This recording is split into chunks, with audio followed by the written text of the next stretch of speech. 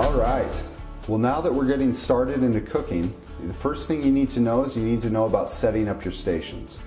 When you set up your cutting station, the important part about that is making it safe and making it clean and making it very, very efficient, because you want to be able to spend as little time as you can actually cooking and preparing.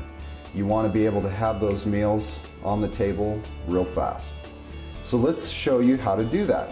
First things first is we're actually going to set up our cutting board. And when I'm setting up my cutting board, I make sure that, number one, I have something underneath it so that it's not going to move around.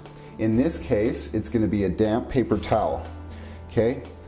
The damp paper towel goes down first. And what that does is that serves as kind of like friction between the countertop and the cutting board. After we have the damp paper towel down, then I'm going to go ahead and I'm going to put my cutting board right on top of that. Now that I have the cutting board on top, you can see that it's not going to move much. All right? So now, once it's not moving much, now it gives me a much safer cutting surface. It gives me a much better area to work with because I'm not worried about my cutting board sliding around. All right, so once the cutting board's down there and it's nice and frictionized, so it's not going to move around, I'm going to grab my knife. This is a chef's knife. This is what you use most of the time when you're cooking. This is about an 8 to a 10-inch blade and works well for me. So that's the kind that I like.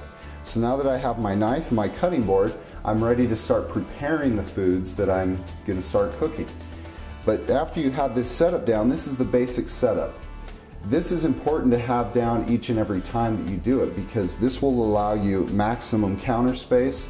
It will also allow you to have a safe cutting surface in which to begin the preparation of your meals.